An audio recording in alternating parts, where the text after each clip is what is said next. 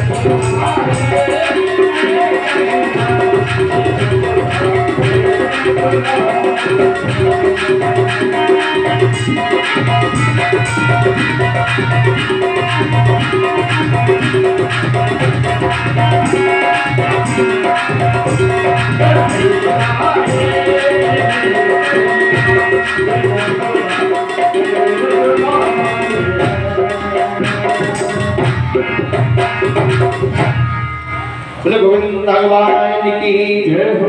हमेशा इन्हीं कन्हैया नाम से जानना। और नहीं मालूम था मुझको कि बेटे पर आए हैं। कोई बात नहीं, जगत में जितने बेटे हैं सभी बेटे हमारे हैं, ऐसा अपने मन को समझाया। और बाबा नंद वहां से वापस गोकुल को चले जाते हैं। इधर भगवान कन्हैया मामियों के पास जाते हैं, मामियों को सांत्वना देते हैं। मामियों से कहा, मामियों तुम क्यों चिंता करती हो, क्यों रोती हो? अगर आप सोच रही हो कि हमारे पति मर गए हैं, तो किसके पति नहीं मरते हैं? कौन नहीं मरता है? जिसने जन्म लिया उसे अवश्य मरना पड़ेगा। अद्य सतान देगा, हम आज मर जाए चाहे 100 साल के बाद में मरे, लेकिन मरना सबको पड़ता है। इसमें कैसा रोना धोना? क्या कहा? बोले मामियों रुदन छोड़ो, यह सब मतलब का रोना है। क्या को यह मालूम नहीं, यह हाल सभी का होना है।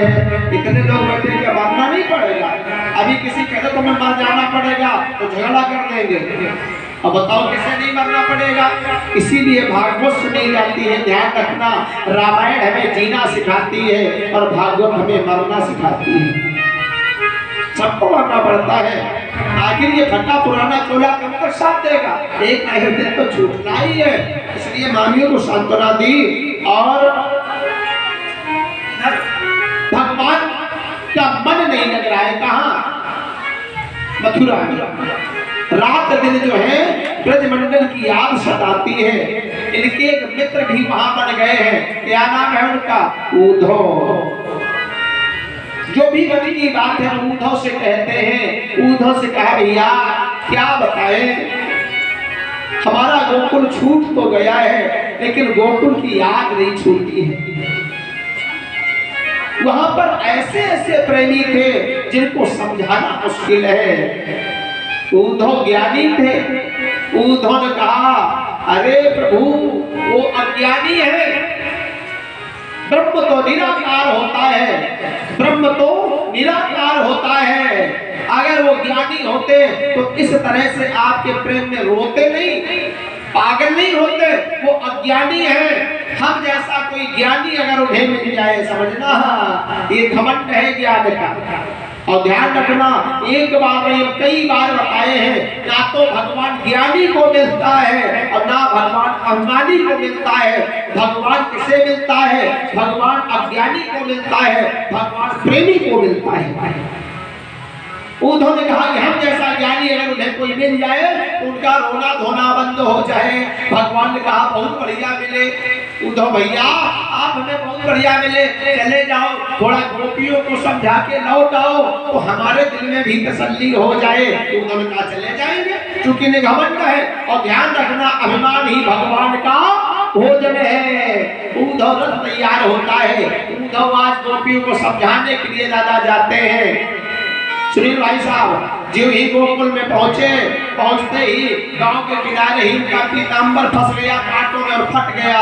हमने कहा आगे बढ़ो, गोपियां तुम्हारे ज्ञान के पर्दे को इसी तरह फाड़ देगी। जिस समय उद्धव पहुंचे, उद्धव ने कहा गोपियों क्या बात है?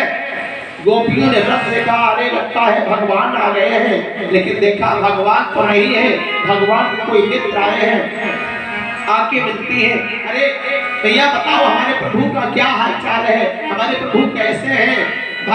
उद्धव ने कहा अरे तुम्हारे भगवान, भगवान तो सबके हैं और भगवान निराकार होता है, उनके लिए तुम क्यों रो रही हो, क्यों परेशान हो? गोपियों ने कहा तुम्हारा भगवान निराकार होगा।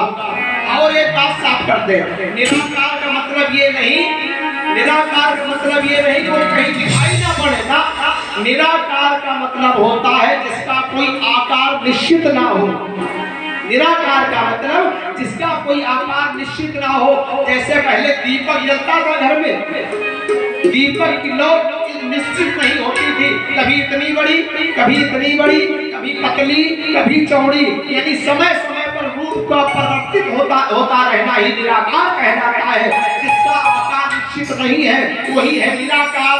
गोपियों ने कहा तुम्हारा परमात्मा निराकार होगा उद्धव, लेकिन हमारा परमात्मा तो हमारे साथ खेला है, हमारा परमात्मा हमारे साथ खाया है, हमारा परमात्मा हमारे साथ घूमा है, तो हमारा परमात्मा हमारे साथ नाचा है, तुम्हारा परमात्मा निराकार होगा, चले जाओ यहाँ से। क्यों? ये तो प्रेम की बात है उद्धव,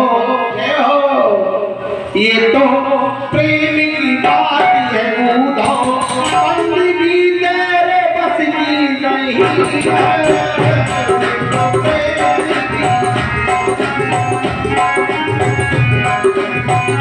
Yeah.